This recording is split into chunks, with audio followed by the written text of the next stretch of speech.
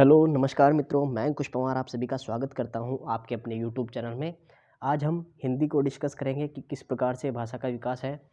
तो बिल्कुल शून्य से पढ़ेंगे और बिल्कुल सोच समझ करके हमें चलना है। तो आप लोग जो है हमारी वीडियो को बिल्कुल शांत स्वभाव से देखते रहें। तो फर्स्ट है, और मैं आपको पहले ही बता दूं कि इसकी अगर आपको PDF चाहिए तो मैं इसका डिस्क्रिप्शन में लिंक डाल दूँगा, आप वहाँ से इसको डाउनलोड कर सकते हो। तो शुरुआत करते हैं भाषा से। तो भाषा शब्द जो है संस्कृत के भाष धातु से मिलकर बना है, जिसका अर्थ होता है बोलना। अर्थात भाषा वह है जिसे हम बोल सके या बोला जाए, जो है वो भाषा होती है। और बच्चा या मनुष्य अपने बोलने की शुरुआत सर्वप्रथम इन शब्दों से करता है। अ, ई, उ, म, इन ध्वनियों से ही जो है बच्चा शुरुआत करता है भाषा की।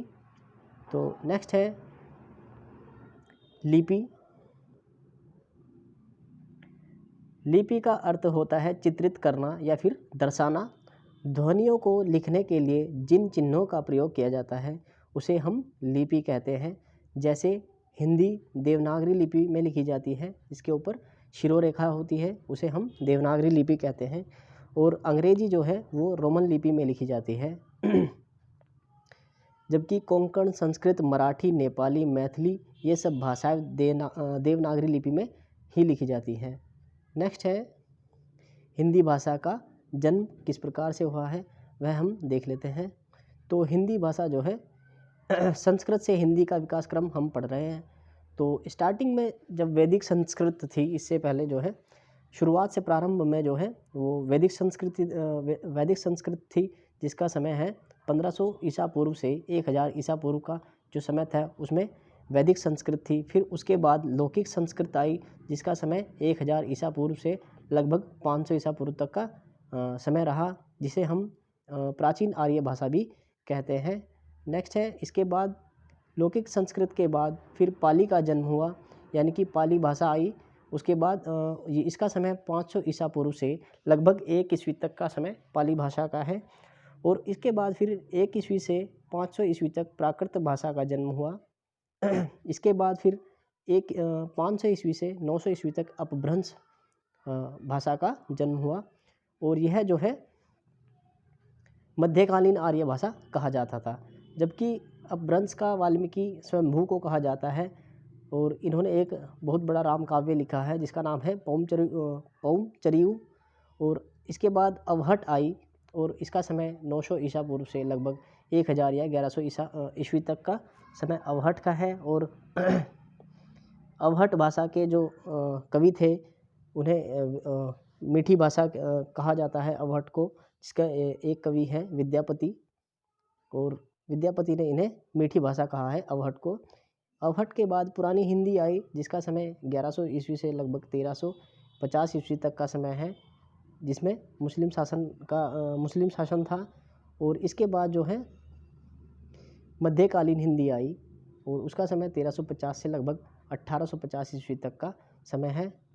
इसके बाद फिर आती है अपनी आधुनिक हिंदी, जो अभी चल रही है 1850 से वर्तमान में भी जो है वो आधुनिक हिंदी है, और आधुनिक आर्य भाषा भी इसे हम कहते हैं।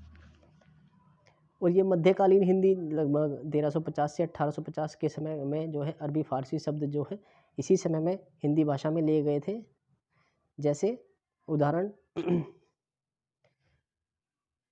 पहले वैदिक संस्कृत थी, तो उसे हम सरल करते हुए विकास हुआ है हिंदी का। तो पहले जैसे अश्रु यानी कि आंसू को अश्रु कहा जाता था, फिर इसमें थोड़ा सा बदलाव किया गया, असु हुआ, फिर अंशु हुआ, फिर आज हम उसे आधुनिक हिंदी में आंसू कहते हैं। इस प्रकार से जो है अश्रु जैसे कि संस्कृत में था, फिर पाली में असु हुआ, अपभ्रंश में अंशु हुआ, और फिर जो है आंसू आधुनिक हिंदी में कहा जाता है। उसी प्रकार मनुष्य मानुष आज उसको आधुनिक हिंदी में मानव कहा जाता है। तो इस प्रकार से जो है इसका सरल होती चली गई संस्कृत। नेक्स्ट है, इसी प्रकार से अग्नि, आगी, और फिर आज आग कहा जाता है। उसी प्रकार जिह्वा, जिह्वा और जीभ कहा जाता है। नेक्स्ट है, भगवान बुद्ध के समय में पाली भाषा का प्रचलन था, इसलिए बौद्ध धर्म सभी जो है बौद्ध धर्म की ग्रंथों की जो भाषा है वो पाली है। नेक्स्ट है, भगवान महावीर के समय प्राकृत भाषा का प्रचलन था, इसलिए सभी जैन ग्रंथों की भाषा जो है इसलिए जैन ग्रंथों की भाषा सभी क्या है, प्राकृत है। नेक्स्ट है भारतीय संविधान और हिंदी भाषा। लगभग 14 सितंबर 1949 को हिंदी को राजभाषा घोषित किया गया, इसलिए 14 सितंबर को हिंदी दिवस मनाया जाता है। भारतीय संविधान के भाग 17 के अंतर्गत आर्टिकल 343 से लेकर आर्टिकल 343 से लेकर आर्टिकल 353 तक राजभाषा से संबंधित प्रावधान किए गए हैं। और भारतीय संविधान में भाग 17 के अंतर्गत आर्टिकल 343 से लेकर आर्टिकल 351 तक प्रावधान है और साथ ही 8वीं अनुसूची में इन प्रावधानों की व्याख्या दी गई है। 8वीं अनुसूची में वर्तमान में 22 भाषाएं हैं। आर्टिकल 343 है, संघ की राजभाषा हिंदी होगी और लिपि देवनागरी होगी, परंतु इसके साथ ही यह प्रावधान किया गया कि संविधान लागू होने के 15 वर्ष के बाद तक शासन संबंधी कार्यों के लिए अंग्रेजी भाषा का प्रयोग किया जा सकता है, परंतु राजभाषा अधिनियम 1963 व राजभाषा संशोधित अधिनियम 1963 के तहत 15 वर्षों के बाद भी शासन संबंधी कार्यों के लिए अंग्रेजी भाषा को मान्यता मिल गई। आर्टिकल देख लेते हैं 344। इस आर्टिकल के अनुसार राष्ट्रपति द्वारा राजभाषा आयोग के गठन से संबंधित प्रावधान किए गए हैं। राष्ट्रपति द्वारा पहले राजभाषा आयोग का गठन बाल गंगाधर तिलक की अध्यक्षता में किया गया, जिसने अपना प्रतिवेदन 1956 में दिया। 1957 में राष्ट्रपति ने पंडित गोविंद वल्लभ पंत की अध्यक्षता में दूसरा राजभाषा आयोग गठित किया। आर्टिकल 348 है, हाई कोर्ट यानी कि उच्च न्यायालय और सुप्रीम कोर्ट उच्चतम न्यायालय की भाषा अंग्रेजी होगी जब तक कि संसद द्वारा हिंदी भाषा के लिए कोई उपबंध नहीं किया जाता है। ये जो है 348 में वर्णित है। आर्टिकल 351 है, संघ को हिंदी के विकास के लिए निर्देश दिए गए हैं और हिंदी शब्द फारसी भाषा का शब्द है जिसका अभिप्राय हिंद देश के निवासियों से है। नेक्स्ट है, भारत में 4 भाषाई परिवार रहते हैं, जिसमें एक है भारोपीय परिवार, दूसरा द्रविड़ परिवार, तीसरा है चीनी तिब्बत परिवार और चौथा है ऑस्ट्रिच परिवार जिसे संथाली भी कहा जाता है। इसमें सबसे बड़ा परिवार भारोपीय परिवार है, जिसमें जो है 73% लोग भारोपीय परिवार के हैं और इसमें द्रविड़ परिवार लगभग 25% है पूरे भारत में, जबकि चीनी तिब्बत परिवार 0.7% है और जो संथाली है 1.3% इसमें हैं। आप देख सकते हो कि भारोपीय परिवार उत्तर भारत में है और लगभग पूर्व में जो है चीनी तिब्बत परिवार है और ऑस्ट्रिक यहाँ है और द्रविड़ जो है दक्षिण में है। तो आप देख सकते हैं। अब लेते हैं लिपि क्या है। लिपि देख लेते हैं। लिपि जो है ब्राह्मी लिपि जो है संस्कृत जो है ब्राह्मी लिपि पे ब्राह्मी लिपि हमारी संस्कृत में लिखी जाती है। संस्कृत जो है हमारी ब्राह्मी लिपि में लिखी जाती है।